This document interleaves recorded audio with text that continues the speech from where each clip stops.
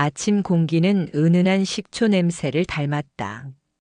내 손에는 빛이 바랜 송연문이 쳐니 책상 위에는 오래된 타이머와 필름 깡통이 있다. 마치 시간이 다시 감길 준비를 하는 듯 사진관 한쪽 벽시계가 느리게 똑딱거린다. 나는 81살 모자란 60대의 끝자락을 넘긴 사람이고 이 골목에서 빗살 사진관을 40년째 지켜온 사람이다. 가게 셔터를 반쯤 올리자 미세한 먼지가 햇빛 속에서 떠올랐다. 그때 문틈으로 빨간 줄이 그어진 흰 봉투가 밀려 들어왔다. 재개발 사전고지.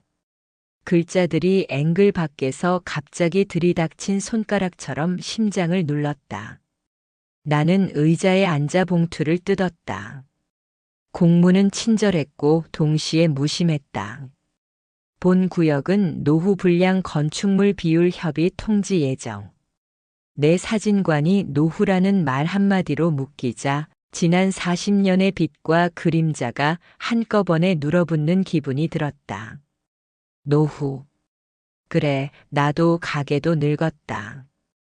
그렇지만 늙음과 소중함은 꼭 반대말이어야 할까? 나는 손을 씻고 포맷이 엉성한 워드 문서를 인쇄에 붙였다. 필름 스캔 할인 이번 달까지. 누군가 마지막으로 찾아와 오래된 얼굴을 다시 살려달라 말해주길 무심코 기다리고 있었던 것인지도 모른다.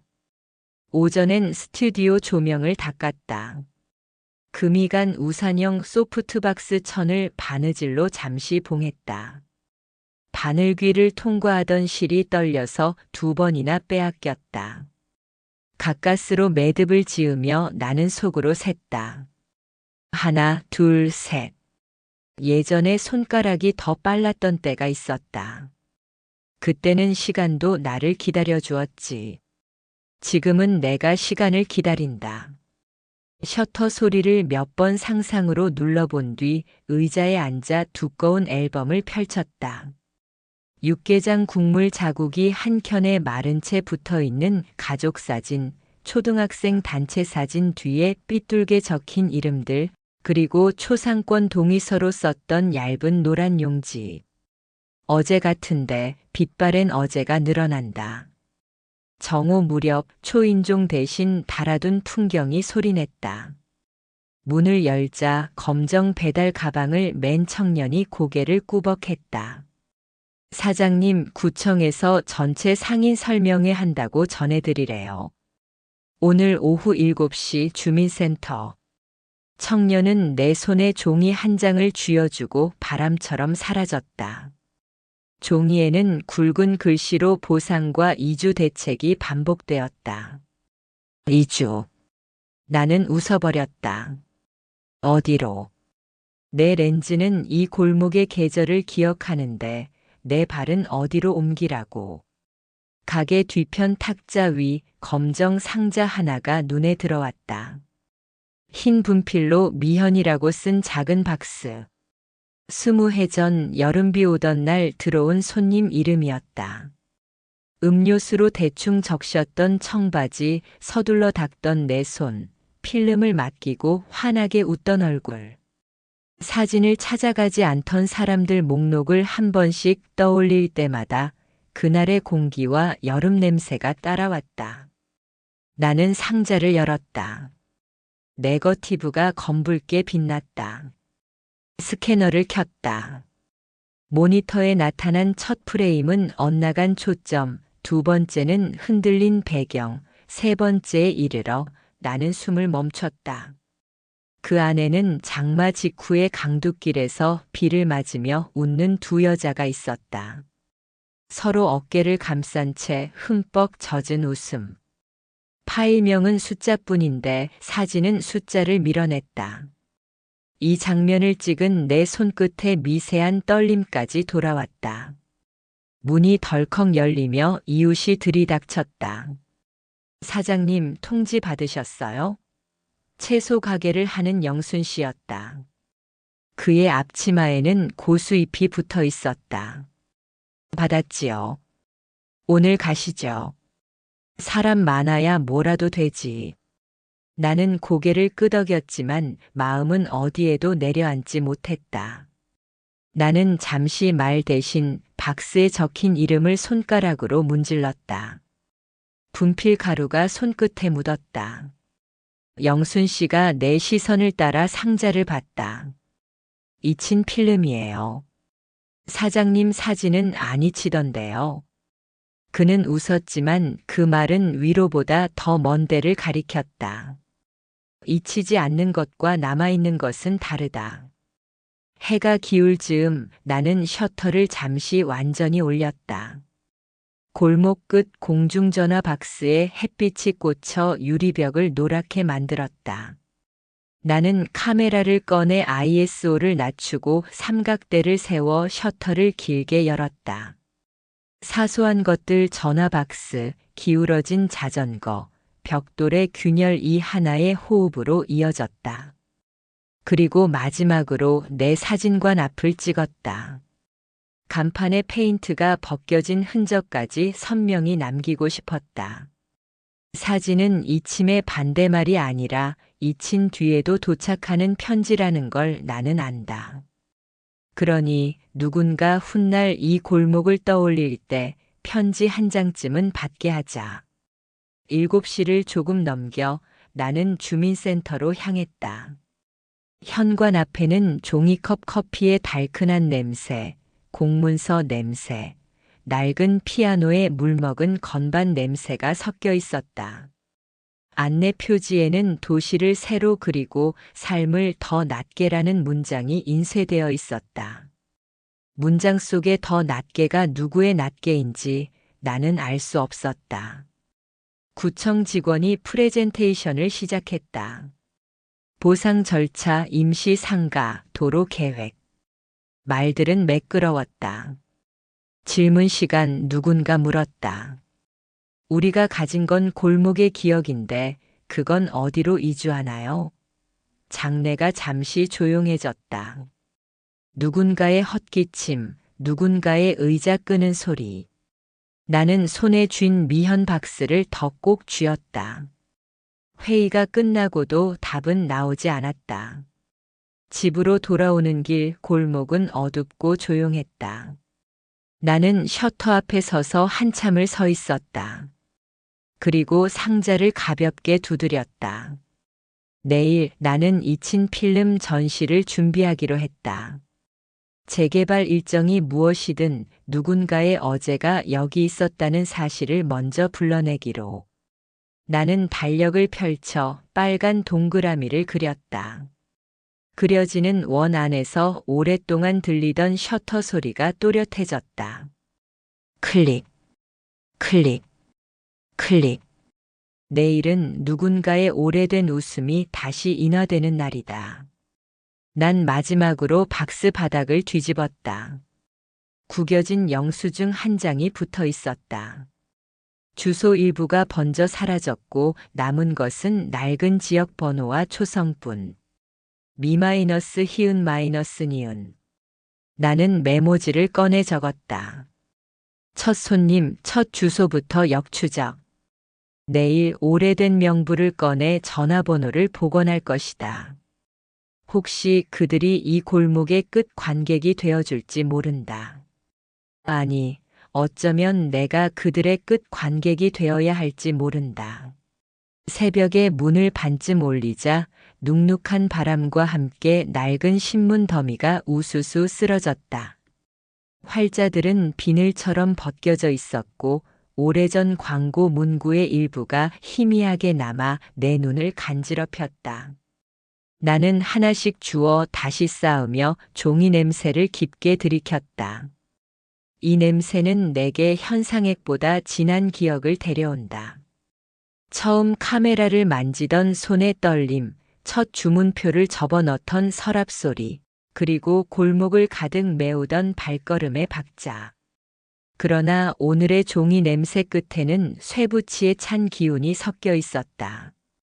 재개발이라는 단어가 어제부터 내 후각까지 점령한 탓이다. 개점 준비를 마치고 커튼을 젖히자 햇빛이 유리 위 먼지를 반짝이게 했다. 그 반짝임 속에서 나는 박스 하나를 꺼냈다. 분필로 미현이라고 적힌 작은 상자. 어제 밤늦게까지 들여다보며 새 장면을 스캔했다. 장마 직후 젖은 길가, 누군가의 어깨, 웃음의 곡선. 잊힌 필름의 사진치고는 너무 살아있었다. 나는 오늘 전시를 여는 쪽으로 기울어져 있었다. 누군가 떠나기 전에 떠난 시간이 먼저 돌아오게 하는 자리. 제목은 기억의 역인화로 하자고 메모지에 적었다. 문이 열리며 영순 씨가 장바구니를 든 채 들어왔다. 파향과 흙냄새가 가게 공기와 섞였다. 사장님, 어제 회의는 결국 도표와 개념어뿐이더라고요. 사람 사는 냄새는 한 줄도 없었어요. 그는 혀를 차고 내 손에 상자를 보더니 눈썹을 올렸다. 나는 전시 얘기를 꺼냈다. 좋아요. 채소 가게 앞에 붙일 안내판도 제가 쓰겠습니다. 손님들 동선은 제가 알잖아요. 그의 말은 의외로 실무적이었다. 이미 누군가와 여러 번 헤어져 본 목소리였다. 나는 고개를 끄덕이고 탁자 위 달력을 폈다. 다음 주 토요일 빨간 펜으로 동그라미. 옆에 작은 글씨로 사연 수집함 준비라고 적었다. 한낮이 되어 작은 종이컵에 따뜻한 물을 붓고 네거티브를 들여다보는데 종소리처럼 가게 문이 덜컥 열렸다. 단골 정호 씨였다. 그는 평소처럼 단정했지만 넥타이 매듭이 삐뚤었다. 사장님 들으셨어요? 2주 지원표가 돌았는데 그는 말끝을 흐렸다. 눈동자의 고인 물기가 먼저 말을 이었다. 숫자가 기대보다 훨씬 낮대요. 저희 가게는 보증금도 못 채우게 생겼어요. 나는 무슨 말을 꺼내야 좋을지 몰라 잠시 카운터 밑 서랍을 뒤졌다. 오래전 그의 아버지를 찍을 때 사용했던 수동 렌즈를 꺼내 건넸다. 이 렌즈로 찍은 사진을 기억하죠? 어려웠던 시절이었지만 사진 속 얼굴은 다 펴 있었어요. 그는 렌즈를 두 손으로 감싸 쥐더니 한숨을 길게 내쉬고 고개를 끄덕였다. 위로는 늘 현실보다 얇다. 그래도 우리는 얇은 것을 건네며 버틴다. 정호 씨가 돌아간 뒤 나는 가게 뒤편에서 낡은 노트를 꺼냈다. 파란 실로 꿰맨 고객 명부. 펼치자 눅눅한 종이 사이로 잊힌 이름들이 바람처럼 일어섰다. 미현. 이름 옆에는 번진 숫자 셋과 중간에 점 하나가 남았다. 나는 연필로 빈 칸을 점점이 채우며 가능한 조합을 따져보았다. 지역 번호는 이미 사라졌고 남은 건 초성과 흔한 자릿수의 감각뿐. 혹시 이 이름이 가명이면? 하는 생각이 스쳤지만 필름 속 웃음은 가면을 쓰지 않았다. 나는 수화기 옆에 명부를 펼쳐놓고 휴대전화의 숫자판을 천천히 눌렀다. 연결음은 끝없이 맴돌다가 결국 아무도 받지 않았다. 아무도 받지 않는다는 사실도 정보다. 나는 다른 조합을 적어두고 내일 시도할 목록에 체크 표시를 했다. 오후 늦게 가게 앞에서 누군가 고개를 빼꼼 내밀었다. 낯선 여성이었다. 검은 우산을 접으며 조심스레 들어왔다. 여기 혹시 스냅 사진 오래 보관하시나요? 그녀는 가방에서 얇은 봉투를 꺼냈다. 봉투 모서리에 같은 분필 글씨가 보였다. 민나는 반사적으로 물었다. 어느 때 필름인지 기억나세요? 그녀는 망설이다가 대답했다. 17이던 여름이요. 친구와 강둑에서 비가 좀 왔던 날. 내 등줄기를 아주 작은 전류가 스쳤다. 그녀의 말끝에 맴도는 습기가 어제 스캔했던 화면 속 물방울과 정확히 겹쳐졌다. 나는 상자를 꺼내 조심스레 네거티브를 빛에 비췄다. 여자의 눈이 동그랗게 커졌다. 맞네요. 그날이네요. 우리는 말없이 오래 서 있었다. 시간이 천천히 속도를 늦췄다. 그녀가 먼저 입을 열었다. 그때 함께 있던 친구와는 연락이 끊겼어요. 전 떠나고 싶어서 떠났고 돌아오고 싶을 때는 이미 길이 닫혀 있었거든요. 그녀의 목소리는 부러지지 않으려는 얇은 유리 같았다. 나는 조심스럽게 물었다. 혹시 전시에 이 사진을 써도 괜찮을까요? 이름은 빼겠습니다. 사진이 마음을 다치게 한다면 거절하셔도 좋고요. 그녀는 한참을 생각하더니 고개를 끄덕였다. 괜찮아요. 누군가에게는 그 비가 아직 필요할지도 모르니까요. 그녀가 돌아간 뒤 가게는 조용했지만 내 안은 소란스러웠다. 잊힌 필름은 잊힌 채로 있지 않았다. 이름 하나가 결국 문을 두드리고 들어와 버렸다. 나는 전시 계획표를 다시 펼쳐 부스 배치를 바꾸고 손글씨로 관람 동선을 적었다. 입구 오른쪽에 수거함을 두고 중앙에는 스캔 모니터와 확대경을 놓자. 벽면에는 사진 아래 짧은 사연 카드. 마지막엔 기둥에 작은 거울을 붙여 관람자가 자기 얼굴을 살짝 들여다보게 하자. 보는 사람도 누군가의 필름이었을 테니. 저녁 무렵 밖에서 싸늘한 기척이 느껴져 문을 열었다. 중절모를 눌러 쓴 남자가 서 있었다. 낯익지 않았지만 그의 신발은 골목의 먼지를 너무 모른 척하고 있었다. 사진관 사장님이시죠? 간단히 의견을 듣고 싶어서요. 그는 명함을 내밀었다. 매끈한 종이 위에 적힌 직함은 길고 수상쩍었다. 그는 보상안을 언급하며 현실적인 선택을 강조했다. 늦어지면 손해가 큽니다.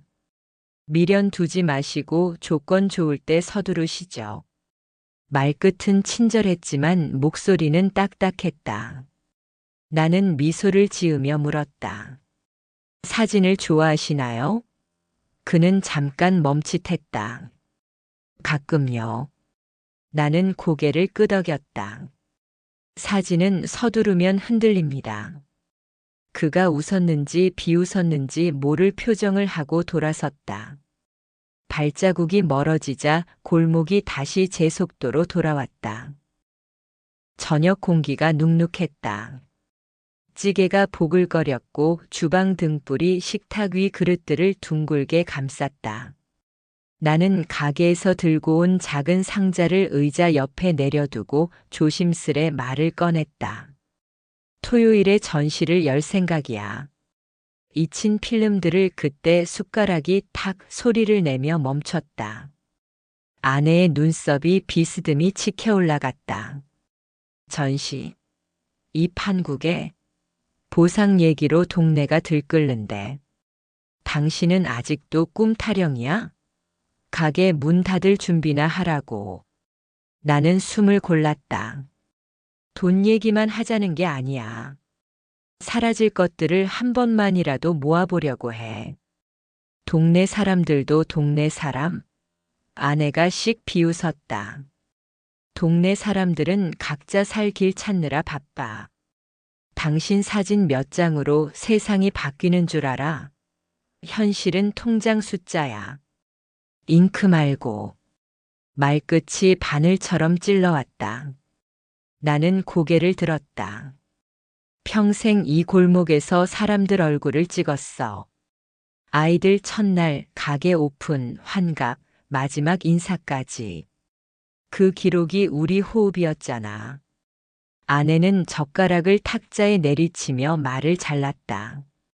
그 호흡 덕에 우리가 얼마나 고생했는데. 당신 고집 때문에 좋은 기회 몇 번을 놓쳤는지 알기나 해? 재개발 소식 뜰 때마다 내가 뭐라 그랬어. 빠르게 움직이라고. 그런데 당신은 늘 느렸다. 늘. 그녀의 늘이 칼날처럼 길어졌다. 내 목구멍이 말라 들러붙었다. 상자에 붙은 분필 글씨가 흐릿하게 번져 보였다. 나는 마지막으로 차분히 설명하려 했다. 이건 무모한 전시가 아니야. 떠나는 걸 기록하는 일이고 남은 사람의 얼굴을 붙잡는 일이야. 그러자 아내는 냄비 뚜껑을 덮으며 쏘아붙였다. 붙잡을 건 돈과 새 집이야. 당신은 끝까지 감상적이구나. 감정으로는 계약서 한 줄도 못 받고. 그때 전화가 울렸다. 딸이었다. 아내는 스피커폰을 눌렀다. 엄마, 무슨 일 있어요? 내 아버지가 또 고집이야. 전시회를 한다나 뭐라나. 상황 파악 좀 하라고 해. 나는 다급히 말했다. 엄마 말처럼 들리지 않게 해라. 딸의 한숨이 스피커를 타고 길게 흘렀다. 아버지, 지금은 민감해요. 일단 큰 갈등은 피하시고 서류부터. 아내가 말을 가로챘다. 들었지? 애도 현실 보자잖아. 나는 눈을 감았다가 떴다. 현실을 모르는 건 내가 아니라 우리가 놓치고 있는 거야. 내일 이 골목이 사라져도 사진 몇 장은 사람들에게 남을 수 있어. 그러자 아내는 웃음 비슷한 소리를 냈다. 그 사진으로 보증금 채워줄 사람 있어? 카메라가 집세 내줘? 당신은 평생 남의 얼굴만 챙기다 자기 살림은 망쳐. 딸은 난처한 기침을 하더니 전화를 끊었다. 짧은 뚝 소리가 거실을 쓸고 갔다. 정적이 내려앉았다. 나는 상자의 뚜껑을 열려다 멈췄다. 아내의 시선이 쇠모처럼 박혔다. 그 상자 도대체 뭐야? 찾아가지 않은 필름들. 그래서 그 중엔 삶을 바꾸어 줄 한 장이 있을지 몰라. 그건 소설이지. 당신은 40년 내내 소설 속에서 살았어. 말다툼의 열기가 방 안을 가득 메웠다. 아내는 자리에서 일어나 수납장 문을 거칠게 열고 파일철을 꺼냈다. 계좌 내역, 보험 해지서, 공문 사본이 살갗처럼 달라붙어 나왔다. 여기 현실. 여기 숫자. 2주 선금 들어오면 바로 계약 알아보자. 당신 전시. 나 혼자 살아남으라는 말이야? 나는 파일철 위에 손을 올렸다. 종이의 차가움이 손바닥을 식혔다. 함께 가자고 했잖아. 서두르지 말고 우리 속도로. 우리 속도? 당신 속도지. 그때 현관 비밀번호 소리가 들리고 아들이 들어왔다. 무슨 일이야? 소리가 동네 끝까지 들리던데. 아내가 먼저 말했다. 아빠가 또 감상병이 도졌어. 아들은 나와 아내를 번갈아 보더니 낮은 목소리로 말했다. 아버지, 전시는 나중에 해도 늦지 않아요. 지금은 집부터 정리하고. 나는 말을 잘랐다. 너도 그렇게 보이니? 나를 자꾸 무능한 사람으로 만들지 마라. 아들의 눈빛이 잠깐 흔들렸다. 그런 뜻이 아니에요. 다만 나는 상자를 들어 올렸다. 이 안에는 사람들의 약속이 있어. 잊힌 약속, 잊힌 웃음. 전시는 누군가의 마지막 인사가 될 수도 있어. 아내가 비웃음으로 덮어버렸다. 마지막 인사는 이 집에서 나가는 거야. 그게 지금 우리의 마지막이자 시작.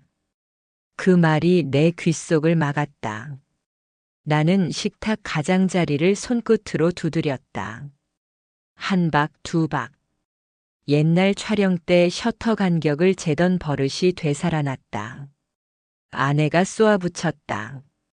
그 버릇 좀 고쳐. 그 소리 들으면 머리가 지끈거려. 아들은 난처하게 웃으며 상황을 정리해 보려 했다. 오늘은 여기까지 하고 각자 쉬는 게. 아내가 다시 치고 들어왔다. 저 상자부터 버려. 먼지랑 미련만 가득해. 나는 조용히 말했다. 버릴 건 상자가 아니라 서로를 향한 모욕이야. 한순간 공기가 멎었다. 아내의 눈이 더 차갑게 식었다. 모욕? 내가 모욕했다고? 당신이 우리를 끌고 다닌 세월은 뭐야?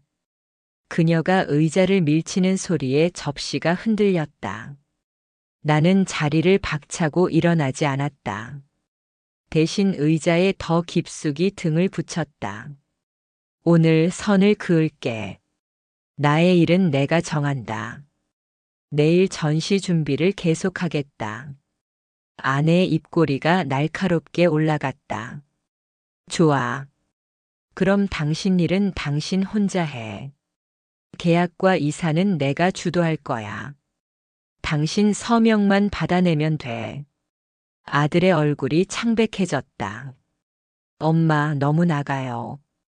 조용히 해. 그녀는 단호했다.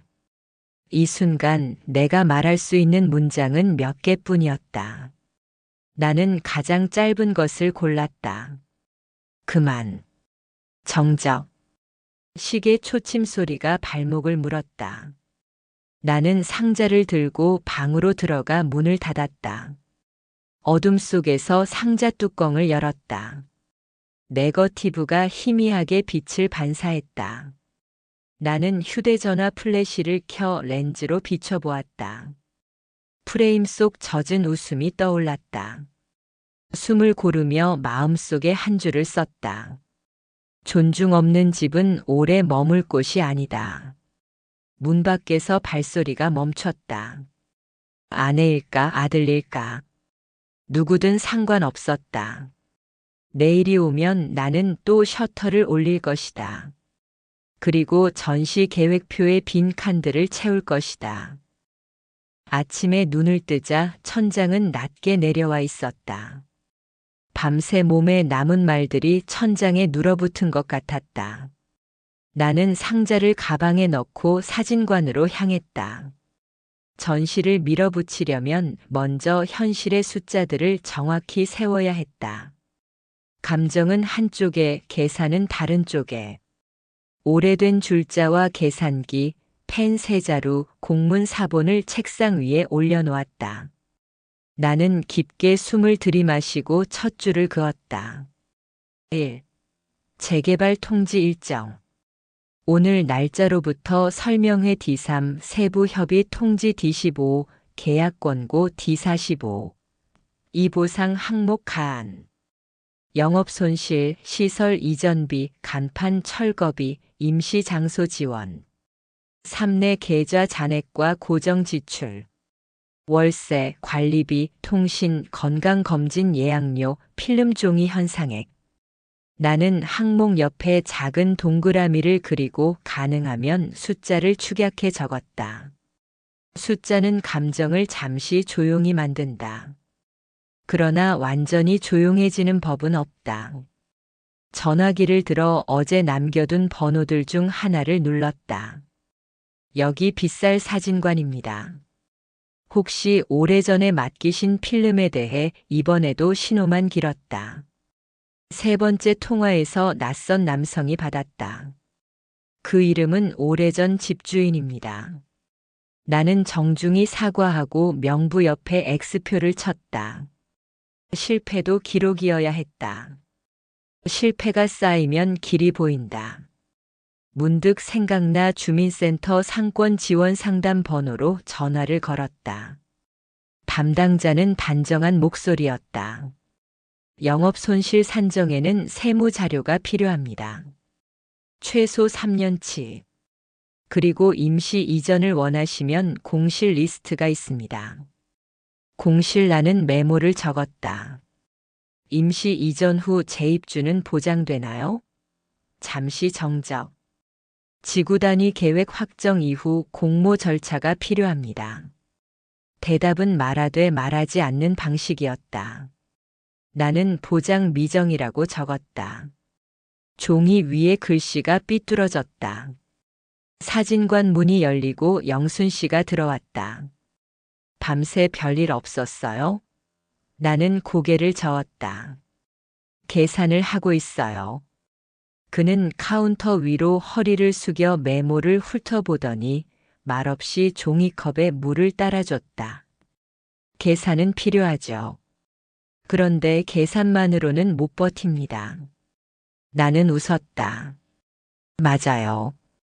그래도 오늘은 숫자부터. 그는 어깨를 두드리며 밖으로 나갔다. 점심 무렵 낯익은 그림자 하나가 문 앞에 섰다. 어제의 중절모 남자였다. 그는 오늘은 모자를 쓰지 않았다. 생각해 보셨습니까? 시간은 길지 않습니다. 나는 의자를 권하지 않았다. 어제 말씀은 들었습니다. 다만 보상안의 세부 산식과 근거 자료를 먼저 보고 싶군요. 그는 얇은 미소를 지었다. 그건 협의 과정에서. 협의는 문장이고 문장은 증거로 지어져야 합니다. 내 목소리가 내 것 같지 않았다. 그는 잠시 침묵하더니 카드를 한 장 놓았다. 사전 동의서. 검토해 보시죠. 서명하시면 절차가 수월해집니다. 나는 종이를 뒤집었다. 빈 페이지가 빛났다. 빈칸이 많네요. 그가 답했다. 그래서 수월한 겁니다. 그는 돌아서며 덧붙였다. 지금 결정하지 않으면 손해보는 건 사장님이에요. 문종이 길게 울렸다. 나는 의자에 앉아 깊게 숨을 내쉬었다. 서두르면 흔들린다. 어젯밤의 말이 되돌아왔다. 계산기 옆에 흔들림 방지라고 적고 다음 항목으로 넘어갔다. 사전시 예산. 출력 A3 30장, 프린터 잉크 2세트, 폼보드 30장, 집게끈 사연 카드. 오후원 가능성. 채소가게 협찬 현수막 안내판, 골목 카페 종이컵 쿠폰, 동네 반상회 게시판. 육안전. 전시 중 동선, 비상구, 우천 대비 비닐. 현실은 전시를 적으로 만들지 않는다. 준비가 부족한 전시가 현실을 적으로 만든다. 나는 책상 서랍 깊숙한 곳에서 오래된 도장을 꺼냈다. 이름이 달아 모서리가 둥글었다. 그 옆에 혼자 살 때를 대비한 생활 리스트를 새로 적었다. 빨래 코스, 보일러 온도, 약 복용 시간, 응급 연락처. 나는 스스로에게 물었다. 만약 오늘 밤 집을 나와야 한다면? 종이 위에 작은 네모들을 그려 가방, 카메라, 상자, 명부, 도장, 메모, 약 봉투를 담았다. 두 줄 아래에 적었다. 감정은 가벼운 것부터. 무게를 나누는 일, 이것도 계산이다. 오후 3시 예약 없이 변호사 사무실에 들렀다. 낡은 건물 3층, 복도 끝. 명함꽂이에 작은 글씨로 상담 20분. 나는 의자에 앉아 차례를 기다렸다. 벽에는 분쟁의 초기 대응이 비용을 줄입니다라는 문구가 씌어 있었다. 내 차례가 되어 문을 열자 책상 위에 정리된 사건 파일들이 층층이 쌓여 있었다. 변호사는 안경을 밀어 올리며 물었다. 어떤 일로 오셨습니까? 나는 사진관, 재개발, 보상, 그리고 집안의 갈등을 짧게 말했다. 그는 메모를 하더니 차분히 정리했다. 핵심은 3가지입니다. 하나, 계약의 시점과 조건. 둘, 보상 산식의 투명성. 셋, 가정 내 합의 또는 분리의 절차. 그는 분리라는 단어에 살짝 힘을 주었다. 언제까지 결정을 미룰 수 있나요? 내가 묻자 그는 달력을 넘겼다. 이 절차들이 겹치면 감정이 비용으로 환산됩니다. 시간을 분리하세요. 전시는 전시대로, 협의는 협의대로, 가정 문제는 개별 테이블에서. 그는 안내장을 내밀었다. 기초 상담 체크리스트 재산주. 사무실을 나와 복도를 걸었다. 복도 창문에 오후의 햇빛이 넓게 붙어 있었다. 나는 창에 손바닥을 대고 온기를 잠깐 훔쳤다. 아래 골목에서는 누군가 택배 상자를 들고 뛰고 있었다. 갑자기 휴대전화가 울렸다. 모르는 번호. 빗살 사진관이죠? 어제 메시지 받았어요. 오래전에 맡긴 필름이 있을지 제 이름은 목소리가 잠겼다. 나는 숨을 고르고 말했다. 네, 있습니다. 이번 주말 작은 전시를 엽니다. 가능하시면 들르세요. 통화가 끝나자 가슴 한쪽이 느리게 풀렸다. 숫자와 문장 사이에 사람이 돌아왔다. 저녁이 가까워 사진관 셔터를 올렸다. 나는 전시 배치를 실제 크기로 바닥에 테이프를 붙여 그렸다. 입구, 수거함, 모니터, 확대경, 사연 카드, 거울. 동선을 따라 걸으며 멈춤 지점을 표시했다. 손님들의 발을 상상하며 그들이 가장 오래 머물 곳에 의자를 하나 더 그려 넣었다. 앉아도 좋습니다. 라는 문장을 종이에 적어 붙였다. 문장 하나가 체온을 가진 의자가 될 수 있다. 현관문을 여는 순간 공기가 먼저 나를 밀어냈다. 거실 한가운데 식탁이 전장처럼 벌어져 있었고 의자 등받이에는 외투가 2벌 걸려 있었으며 탁자 위에는 투명 파일과 형광펜, 이름 모를 계약서가 줄지어 놓여 있었다. 나는 상자를 품에 안은 채 신발을 벗고 들어갔다. 아내는 팔짱을 끼고 앉아 있었고 딸은 화면을 켜둔 태블릿으로 뭔가를 확대해 보여주려 했으며 아들은 창가에서 팔을 꼬고 창문 틈새로 어둠을 흘려보내고 있었다. 말문이 열리기 전부터 각자의 대사가 정해진 연극 같았다. 앉아. 아내가 먼저 말했다. 목소리는 건조했고 결정문처럼 딱딱했다. 나는 상자를 의자 옆에 내려두고 자리에 앉았다.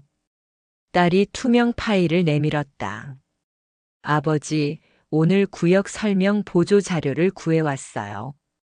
초안이지만 일정과 금액 범위가 명확해요. 빨리 서명하면 우선순위를 받을 수 있대요. 아들은 조심스레 덧붙였다. 지금은 속도가 중요해요. 늦으면 손해가 커져요. 아내는 마지막 문장을 쐈다. 그리고 당신 전시, 그건 여기서 끝내. 오늘 합의하자. 나는 종이를 훑었다. 숫자와 항목, 빈칸과 각주, 열람용이라는 붉은 도장이 내 마음을 북처럼 두드렸다. 빈칸이 많아.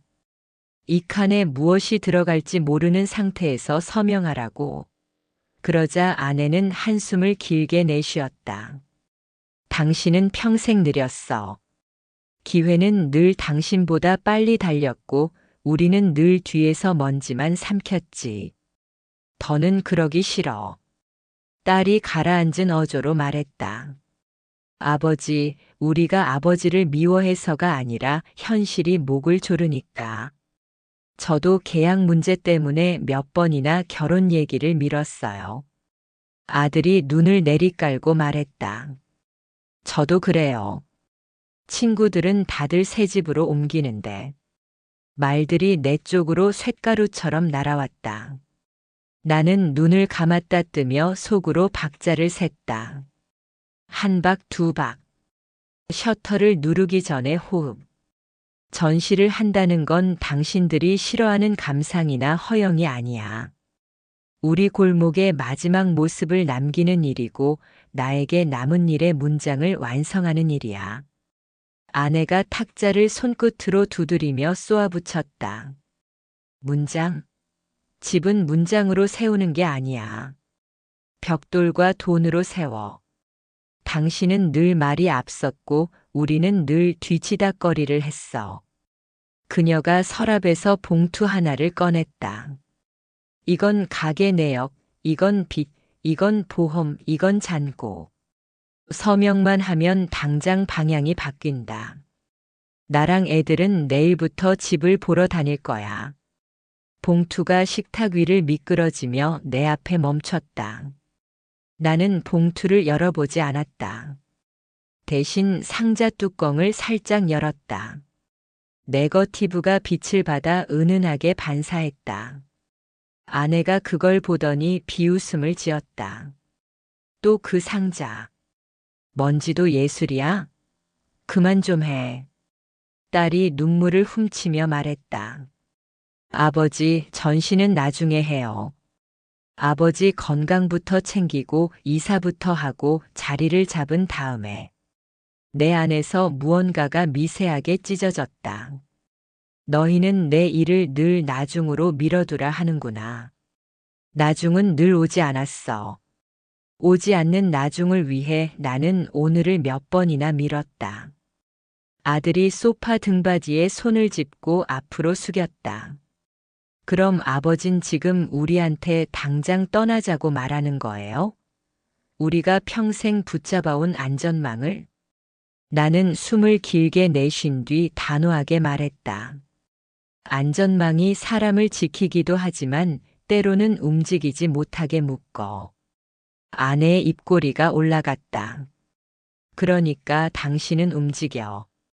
혼자서. 우리는 현실을 밟고 갈 거야. 마지막으로 묻지. 서명할 거야, 안 할 거야. 정적이 거실을 덮었다.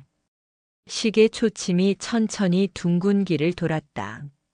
나는 고개를 저었다. 오늘은 아니다.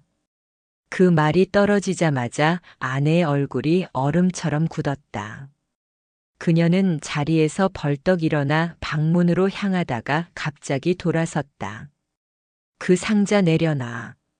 나는 상자를 품에 더 붙였다. 왜? 그건 집안 물건이야. 당신이 마음대로 들고 다닐 권리 없어. 그건 손님들이 맡긴 기록이야. 내가 지켜야 해. 웃기지 마. 당신은 우리부터 지켜.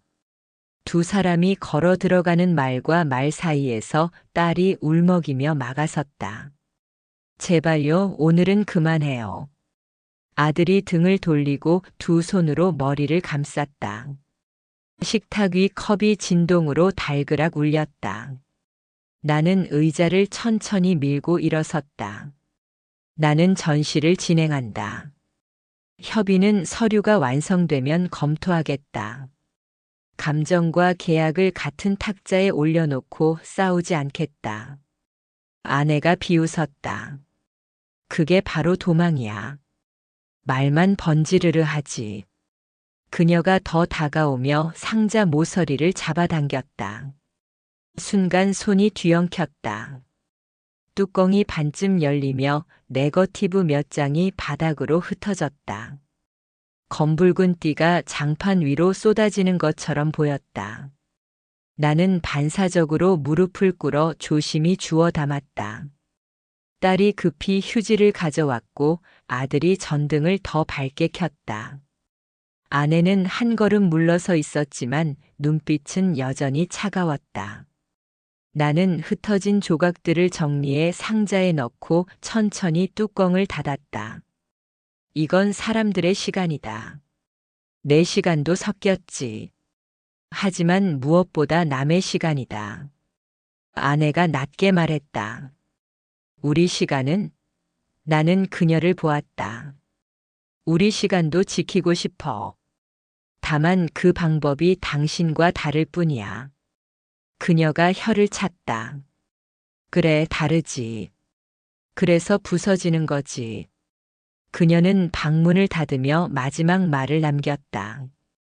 내일 중개사랑 본다. 당신 없어도. 방 안에 남은 건 상자와 나와 애들 뿐이었다.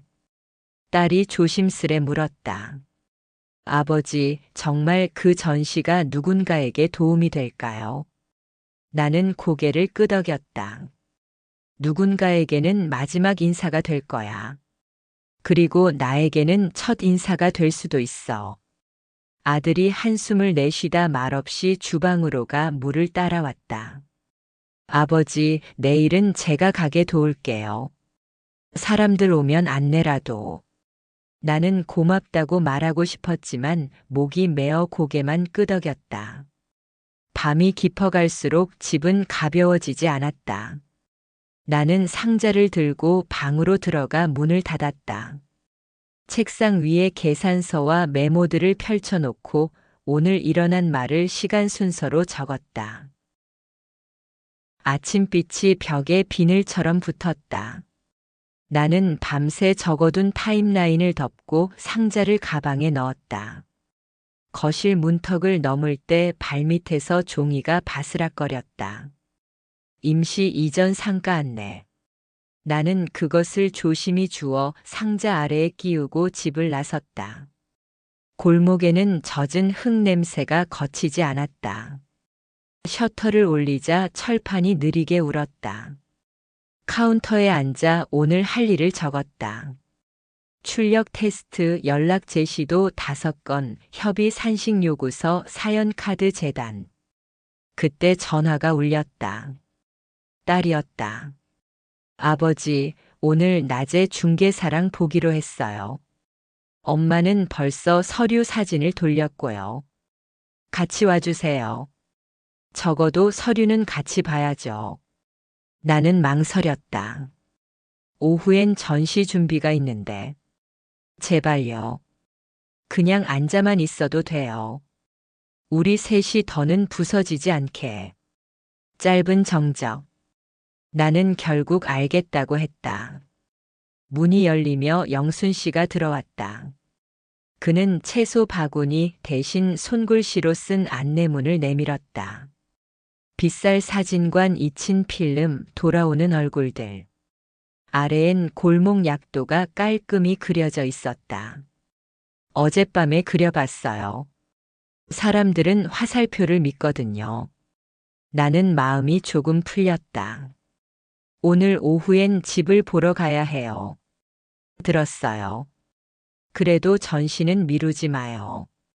그가 돌아가자 가게는 잠시 텅 빈 껍데기처럼 느껴졌다. 점심 전 낯익은 그림자가 문턱을 가렸다. 어제의 중절모 남자였다. 오늘은 모자를 벗고 와 넥타이를 꽉 조여맸다. 결심하셨습니까? 지체하면 손해입니다. 그는 얇은 서류 한 장을 책상 위에 밀었다. 사전 동의서가니. 나는 천천히 읽었다. 문장과 빈칸이 줄무늬처럼 번갈아 있었다. 빈칸 채우는 사람은 누구죠? 물론 저희가 책임지고 협의합니다. 책임의 모양을 서류로 보여주세요.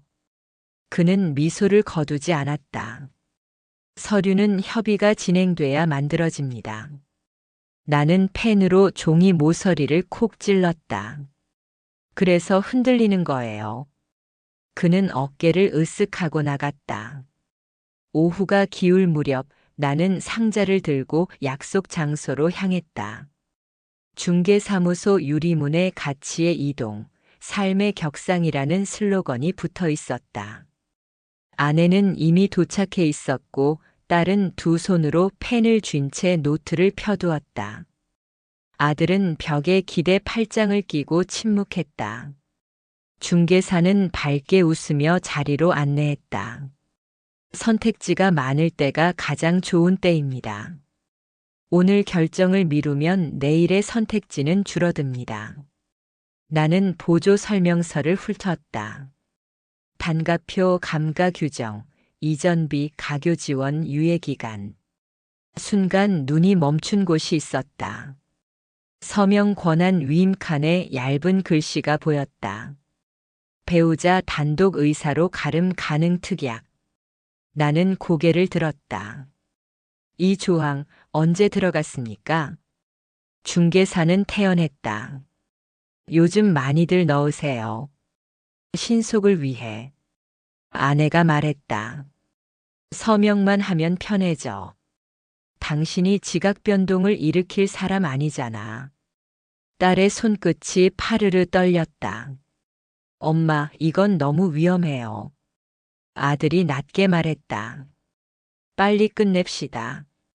나는 펜을 내려놓았다. 이 조항을 빼고 산식과 근거를 첨부하세요. 그러면 검토하겠습니다. 중개사가 난감한 표정을 지었다. 아내가 목소리를 높였다. 또 검토야? 평생 검토만 하다 끝났잖아. 딸이 울먹였다. 엄마 제발. 아들이 테이블을 손으로 두드렸다. 아버지 결단 좀 하라고요. 공기가 뜨겁게 부풀었다. 나는 짧게 말했다. 전시는 예정대로. 계약은 서류가 완성되면. 아내가 의자를 밀치고 일어섰다. 그럼 서류는 내가 완성할게. 위임장 오늘 쓰고 간다. 나는 즉시 막았다. 그건 안 돼. 중개사가 미소를 유지한 채 위임장 양식을 슬며시 내밀었다. 그것은 얇았고 얇아서 더 위험해 보였다. 딸이 양식을 빼앗아 가방에 넣었다. 오늘은 못 써요. 방안이 쩍하고 갈라지는 소리가 들리는 듯 했다. 결국 우리는 아무것도 서명하지 못한 채 사무소를 나왔다.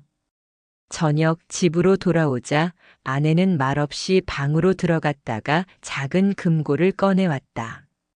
열쇠를 돌리자 서류 봉투가 여럿 나왔다.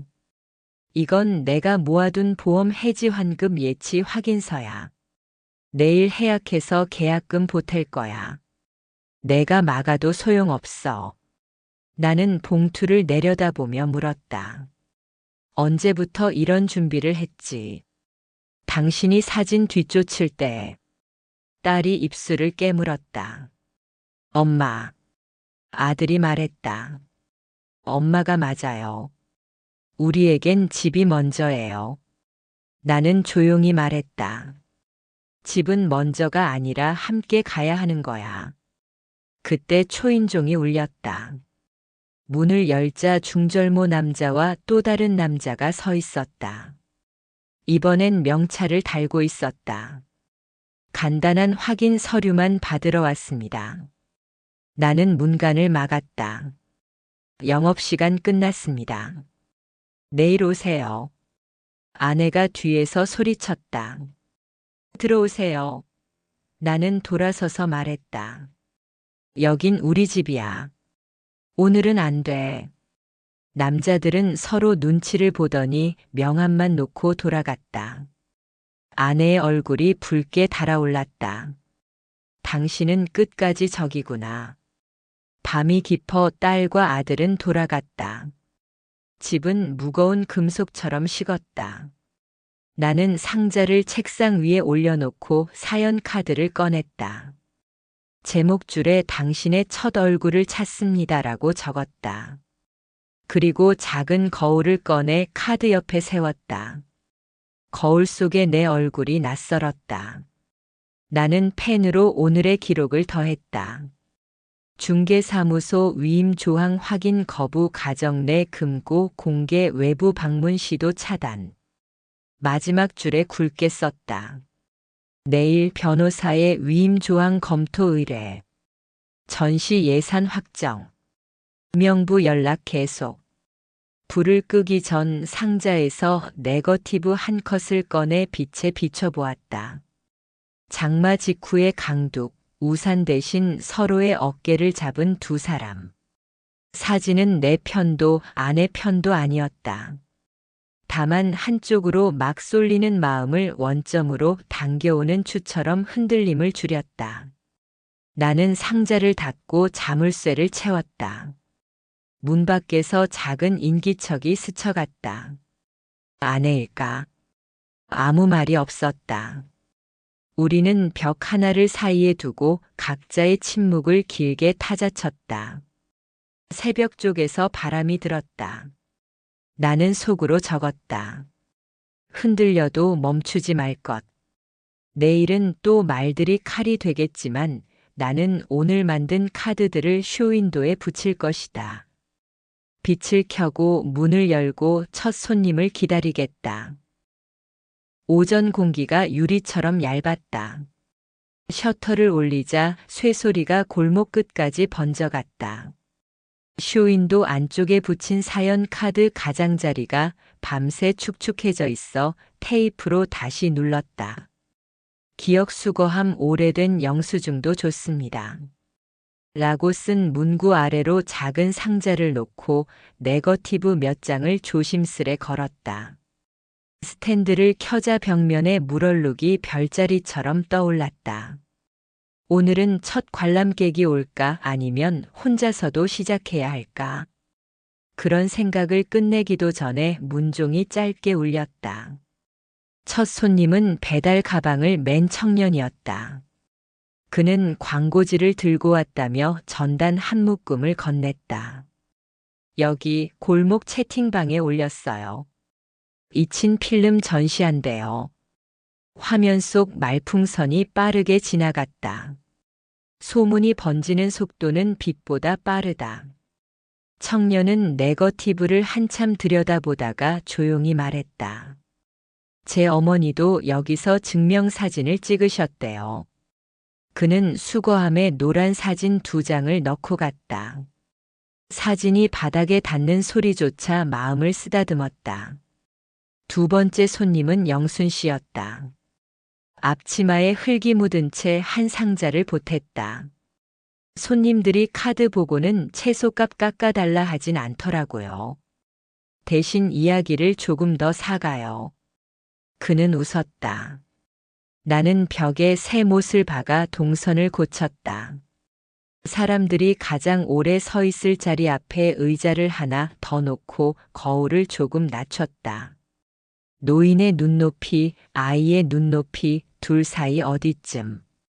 전시란 결국 속도를 조절하는 일이라는 걸 다시 배웠다. 세 번째 손님이 들어온 순간 공기가 바뀌었다. 검은 코트를 걸친 중년 여성이었다.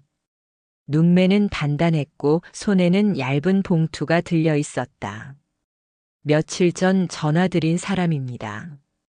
오래전에 맡긴 필름을 찾고 싶어요. 나는 상자를 열어 번호표를 훑었다. 장마가 그치던 해의 표식, 강둑, 젖은 웃음. 스캐너 위에 올리자 화면에 그 여름의 빛이 다시 번졌다. 그녀는 입술을 깨물며 속삭였다. 맞아요. 이때의 제가 정말 있었네요. 나는 사본을 출력해 건넸다. 그녀는 조용히 고개를 숙였다. 이 사진이 없었으면 저는 몇 해를 의심하며 살았을 거예요. 그때 문이 거칠게 열리며 아내가 들어왔다. 아들 뒤에 중개사 명찰을 단 남자도 따라 들어왔다. 아내는 전시벽을 훑고는 내게 곧장 말했다. 오늘 오전에 위임장에 사인할 거야. 당신은 구경꾼이나 하든지. 관람객들이 동시에 우리를 보았다. 나는 호흡을 맞추려 의자 등받이를 한번 쓸었다. 빈칸이 채워지기 전엔 어떤 서명도 안 돼. 중개사가 웃음기를 유지한 채 끼어들었다. 사전 동의일 뿐입니다. 절차를 빠르게 그때 코트를 입은 여성이 우리 대화 사이로 조심스레 말했다. 저 방금 찾은 이 사진 이름을 적어두셨나요? 나는 명부를 펼쳐 흐릿한 초성을 짚었다. 미음, 히읗, 니은. 그녀가 낮게 덧붙였다. 아마 미현일 거예요. 제 친구였어요. 아내가 비웃었다. 또 그 이름 타령. 사진 몇 장에 매달려서 우리 삶을 망치겠다는 거지. 순간 관람하던 노인이 한 걸음 앞으로 나섰다. 사모님, 사진이 사람을 망치는 게 아니라 사람을 붙들어 줍니다. 그의 목소리는 낮았지만 방의 온도를 바꿀 만큼 분명했다. 아들은 당황해 손등으로 이마를 훑었다. 중개사는 입술을 다물었다. 나는 벽 쪽 라이트를 약간 돌렸다. 물 얼룩이 별자리에서 길지도로 변했다. 이 자리는 떠나는 사람과 남는 사람이 마지막으로 어깨를 맞댈 수 있는 곳입니다. 아내는 팔짱을 끼고 내 말을 자르려 했고 나는 그보다 한 박자 먼저 말을 이었다. 지금 서명하면 우리에게 남는 건 숫자뿐이야. 조금만 늦추면 문장과 숫자를 함께 고를 수 있어. 아내의 눈썹이 더 꼿꼿해졌다. 숫자가 먼저야. 나는 고개를 끄덕였다. 알아. 그래서 숫자를 망치지 않으려고 여기 모인 거야. 코트의 여성이 수거함에 무언가를 넣었다. 낡은 우표가 붙은 봉투였다. 여기 예전에 친구랑 나눠 가진 주소 조각이에요. 남은 반쪽은 전시 끝나면 드릴게요. 그녀의 눈가에 비가 얹힌 듯 반짝임이 스쳤다. 나는 봉투를 받아 상자 밑바닥에 조심스레 끼웠다. 관람객 몇 명이 더 들어왔고 골목 끝에서 아이들 웃음이 흘러들어왔다. 전시는 갑자기 사람들의 호흡으로 살아났다. 그때 쇼윈도 유리에 A사가 철썩 붙었다.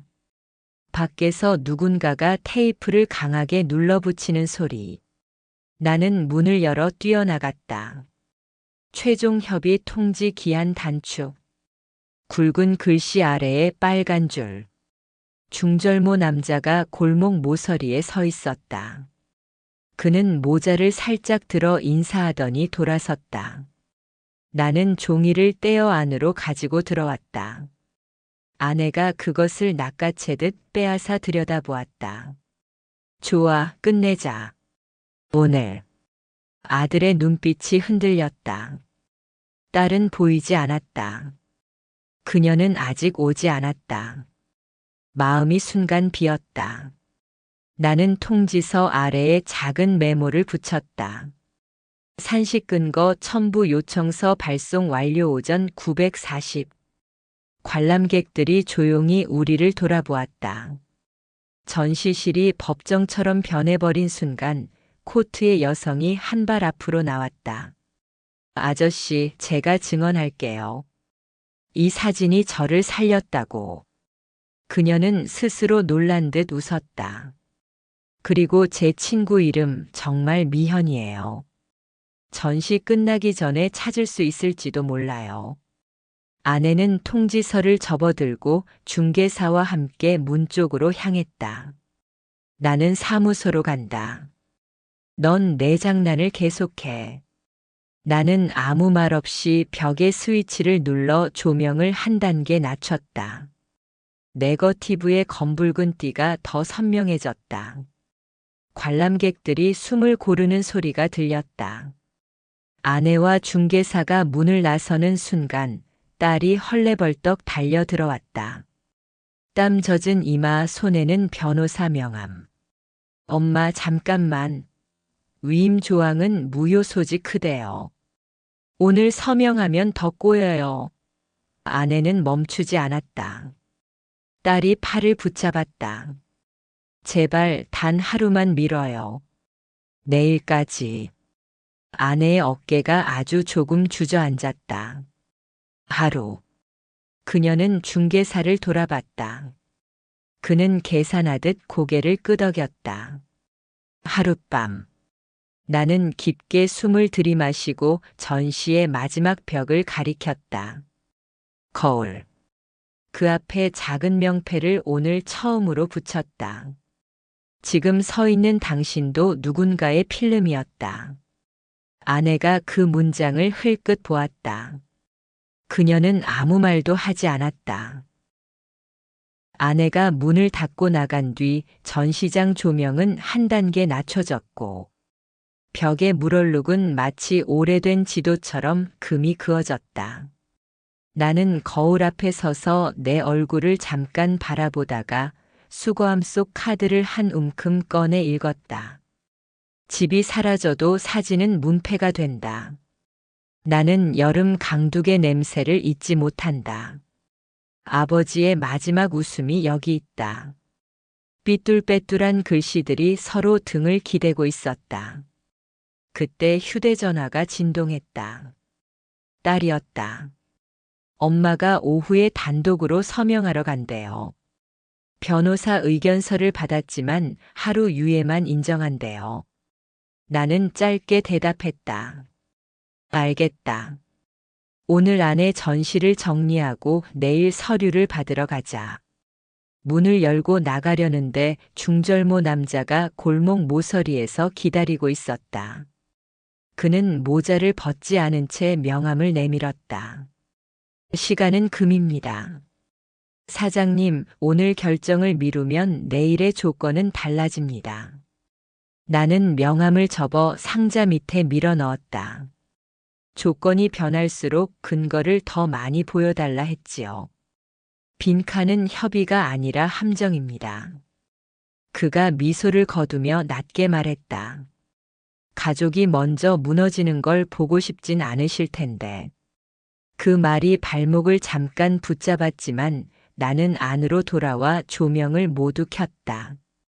흔들려도 멈추지 말 것. 오후 늦게 비가 내렸다.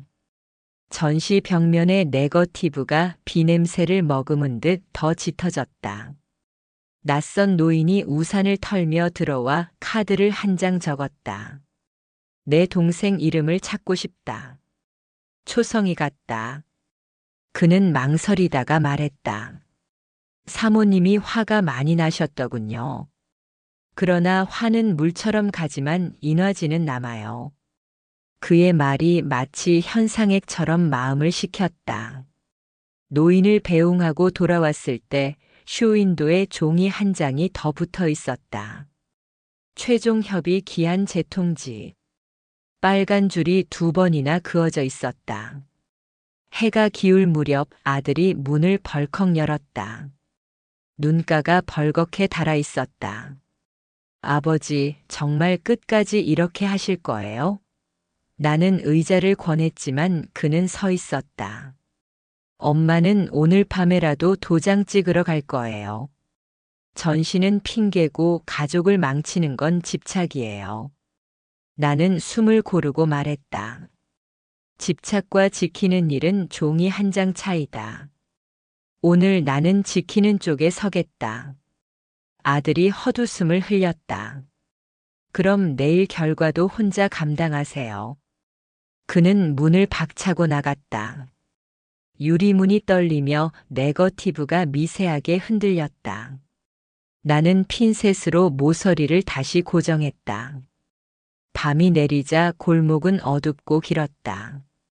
셔터의 절반만 내려 바람을 막고 상자를 무릎 위에 올려 앉았다. 조용히 네거티브를 한 장씩 빛에 비췄다.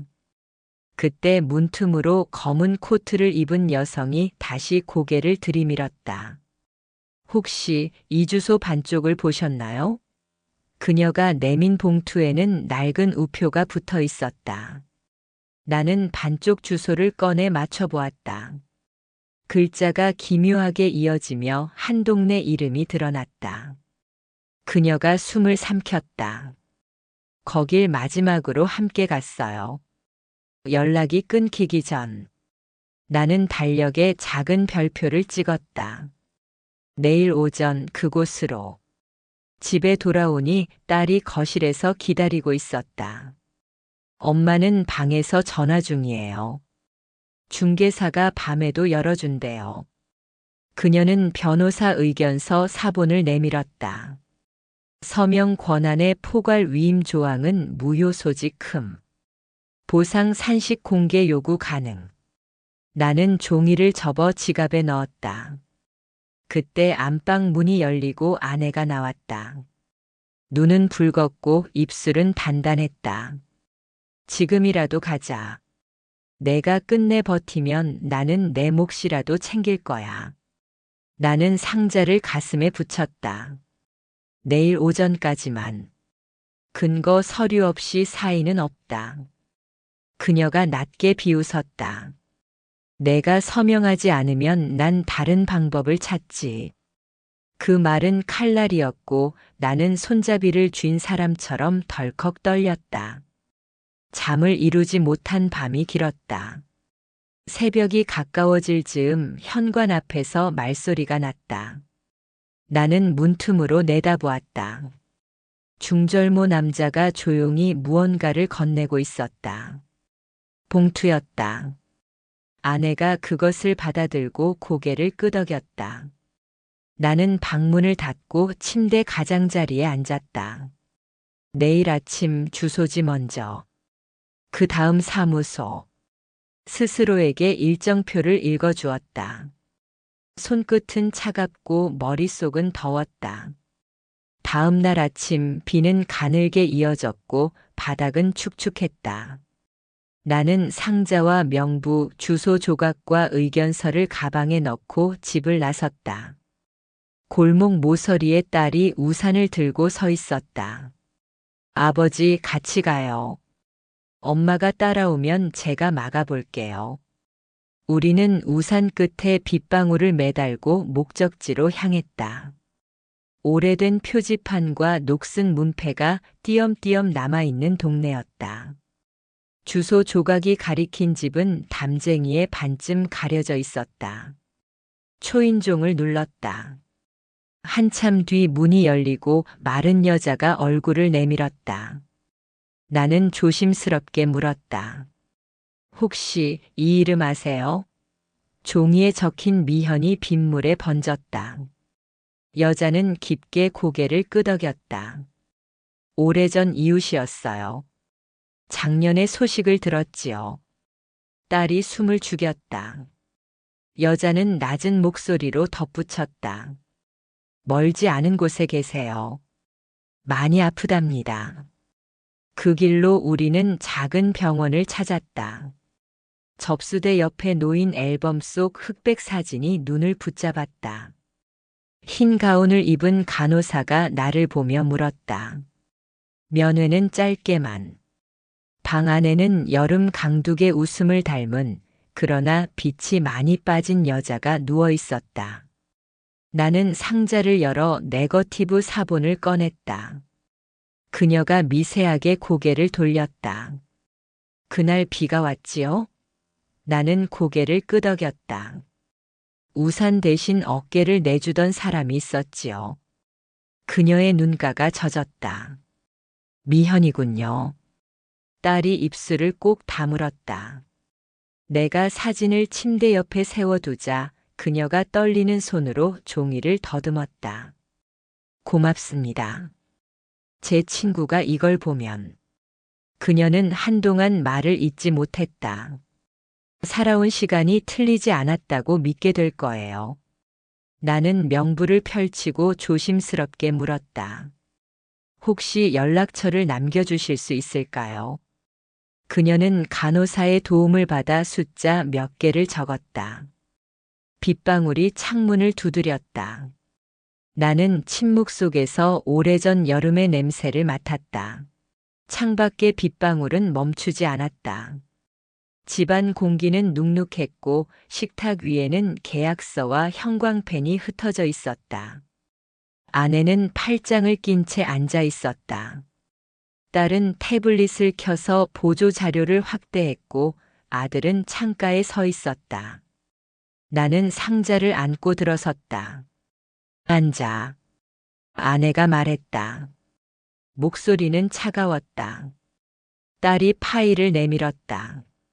아버지, 일정과 금액이 나와 있어요. 지금 서명하면 우선순위를 받습니다. 아들이 덧붙였다. 늦으면 손해가 큽니다. 아내는 마지막으로 쏘았다. 그리고 당신 전시 오늘로 끝내. 나는 종이를 훑었다. 빈칸이 많았다. 근거도 없이 서명하라니. 아내가 비웃었다. 평생 느렸잖아. 기회는 달아나고 우리는 뒤에서 먼지만 삼켰어. 딸이 차분히 말했다. 아버지, 저도 결혼을 미뤘어요. 현실이 우리를 조르니까. 아들이 눈을 내리깔았다. 저도 그래요. 친구들은 다 새 집으로 옮겼는데. 나는 숨을 고르며 말했다. 전시는 감상이 아니다. 이 골목에 마지막 얼굴을 남기는 일이다. 아내는 탁자를 두드리며 맞섰다. 집은 문장으로 세우지 않아. 돈과 벽돌로 세워. 당신 말 때문에 우리는 늘 고생했어. 그녀는 계좌 내역과 빚, 잔고가 담긴 봉투를 꺼내 식탁 위에 던졌다.